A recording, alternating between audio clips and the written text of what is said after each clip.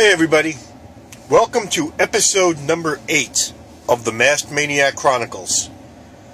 I am your mythological cult hero, the Masked Maniac, along with Frank.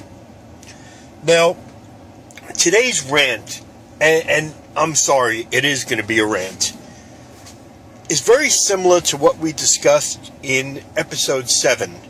The entitlement, PU Stinky BO, some Brazilian tour group stuff, how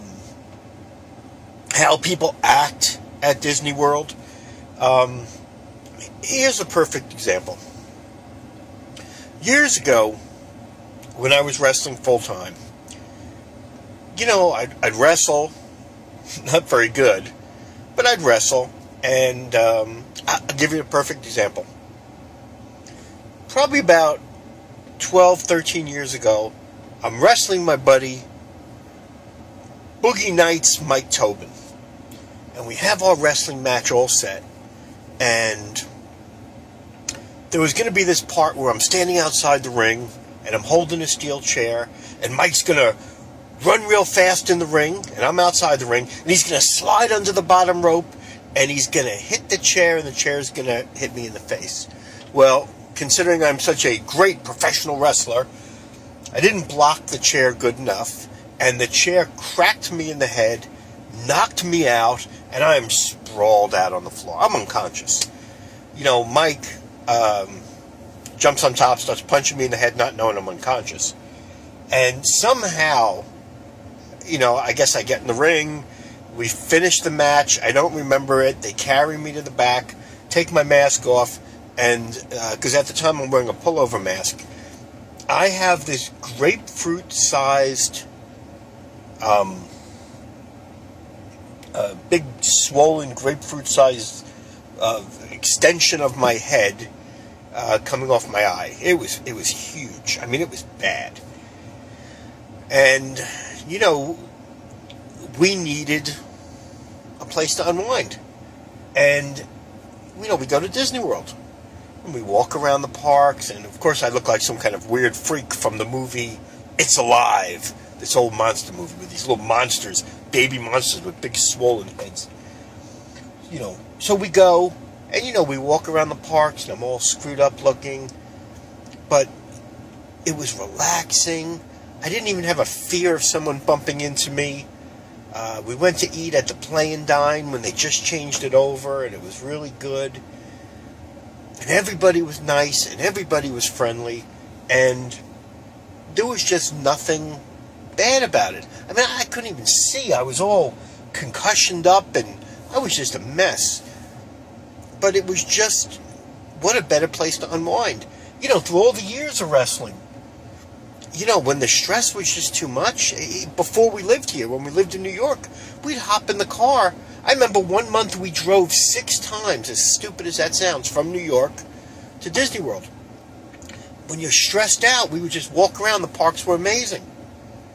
So there were days we wouldn't even go on a ride. We would just sit, take the kids to see characters, or just sit on a ride and just relax. Like sit on the People Mover and relax and not worry about anything. Now, flash forward to yesterday, for instance. We go to the parks, and we go to Magic Kingdom, and we sitting in the Masked Maniac Royal chairs, and I gotta tell you, we met so many amazing junkies. I don't think other than the 24-hour day where we actually met over 300. We met like between 50 and 75 junkies the other day. And everybody was amazing, and everybody was nice. But every time we would get out of the chairs and walk somewhere, I become a human pinball machine. I mean, look. I am the whopping height of 5'8" on a really good day. And now that I'm getting older and shrinking, I'm hovering around the 5'7", 5'7.5" mark. But I'm 260, 270, sometimes 280 pounds. I'm probably in the 260s now because I've gained most of my weight back. And I make an effort to get out of people's way. And it's hard for me. My hips don't move. I have trouble maneuvering and shaking around, and but I try to get out of people's way. Because I know if I bump into somebody, I'm going to hurt somebody. And I'm probably going to hurt myself because I'm fragile. And, I don't try to squeeze in places because I don't fit, because I'm not small. And I got to tell you, I'm a human damn pinball machine. It's like people see me and say, all right, I'm going to bump in. And if that's not what your goal is, you're doing it anyway. And it's ridiculous. Me and the kids are getting smashed and pushed, and there really isn't. There's no, I'm sorry, excuse me, I didn't mean to bump into you. I think one lady, we were sitting in Tony's yesterday, waiting to go sit down and eat, to see our favorite server, Sandy, and so we're sitting there, and I'm sitting on the little chairs outside there, and there's no place for somebody to walk if you want to go around me. I'm in a chair. You walk in the walkway. You don't squeeze through. I'm not exaggerating. Seriously, 100 people in the 20 minutes we're waiting to be seated is squeezing past me, climbing over the chair that I'm sitting in, bumping every time they're doing it, slamming into me. One lady said sorry, and I looked at her. I said, geez, I haven't heard that today. So we had a nice laugh, me and the lady we never met. But, I can't tell you how I'm being pushed and shoved around. And, this is not just, I like to say, well, it's foreigners. It's not all foreigners. It's Americans too.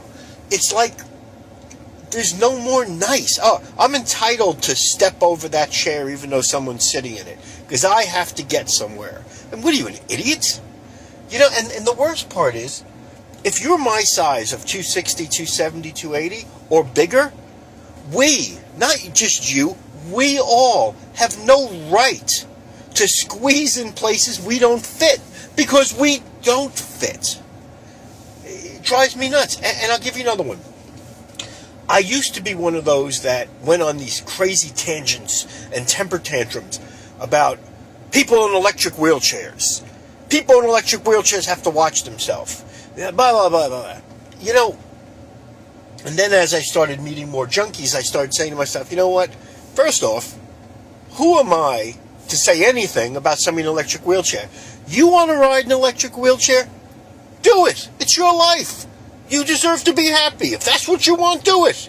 You know what? Sometimes I wish I could ride around in an electric wheelchair. And I tried once.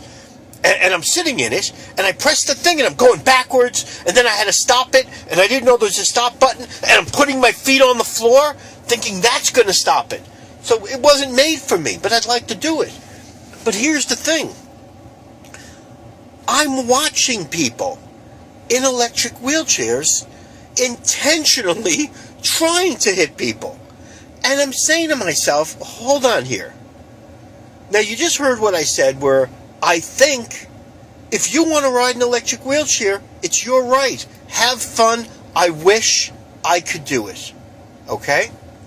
That being said, people in electric wheelchairs keep saying, well, I have this wrong with me, and you have to watch out for me. And I'm saying to myself, are you out of your mind? Is your sense of entitlement that warped? Listen, if you're in an electric wheelchair, you have to watch out for people walking. You're the one that's in a 500 to 1,000 pound, not much those things weigh. You're in like this 500-pound machine. You're in a machine that can crush somebody. You have to watch out, not other people. Now, I would love to ride around an electric wheelchair, but I can't maneuver it and I kill somebody. That's my responsibility. Same thing with baby carriages. I was the king of pushing baby carriages. I had 2 kids. Shoot, Willie's 6'3". If he could still sit in the carriage, he would want to. But it's my responsibility as a carriage pusher to not hit people. Walkways are for walking. Maybe one day there'll be a new Mayor Koch who will put in electric wheelchair aisles or baby carriage aisles. But you guys are the ones with the big weapons. You got to watch yourself. The sense of entitlement is mind-boggling. It's not just my job to walk around with my family. It's my job to walk around with my family, have a good time, but not to let what I do affect what somebody else does. You have to learn that, people. I understand that I'm larger than most. I understand that if I bump into you, you can be hurt. So it's my job to make sure I don't bump into you. It's your job, in an electric wheelchair, in a baby stroller, if you're a bigger person, if you're a smaller person, not to bump into somebody and impede on them. Okay? Now, we've talked about the body odor thing, and I had quite a few people that wrote me and actually are defending people who smell. And I say to myself, you are a moronic schmuck. If you have wrote to me, or written me, whatever the proper thing is, and you've said to me, you're arguing the discussion of BO by saying, well, people from other countries don't bathe every day. Well, you know what? Then you're an idiot. Okay? You smell no matter what country you're in. I don't care. One person wrote me and said, well, black people have dreadlocks. They wash their hair once every 2 months. Well, then they stink. If you have dreadlocks and you wash your hair once a month or once every 2 months, your hair stinks. Maybe it doesn't stink to you, but it stinks to me, impeding on my personal space. It is now, I'm recording this, it's 11:05. I have showered twice. Went to the gym this morning, showered at 5:30 in the morning. Finished at the gym, showered at 8 o'clock in the morning. It's 11 o'clock. I'm probably going to shower later because I don't smell like flowers. I probably stink now. You must shower all the time. You're around other people. You have to think other people don't want to smell you. Okay.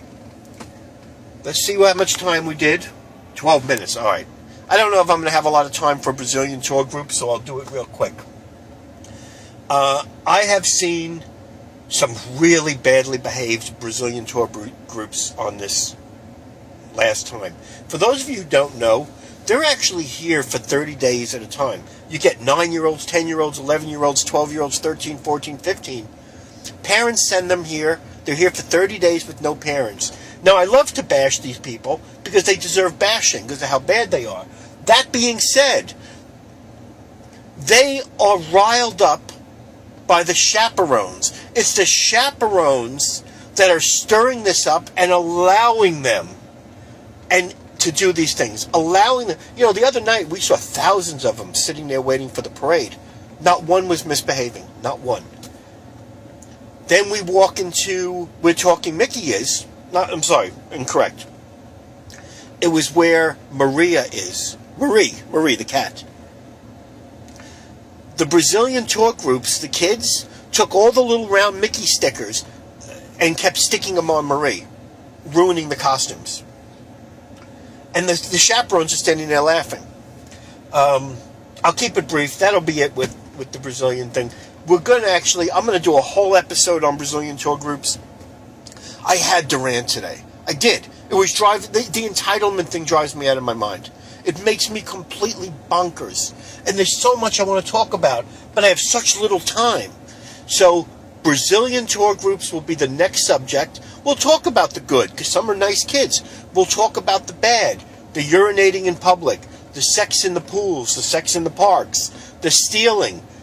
Some of them do nice things. Willie and Dylan met the most beautiful, nice 4 and 5, little group of 4 or 5 of them that couldn't wait to meet the kids. Either way, we're running out of time. I am the Masked Maniac. This is Frank. And I'm going to Magic Kingdom right now. Peace out, everybody. Woo!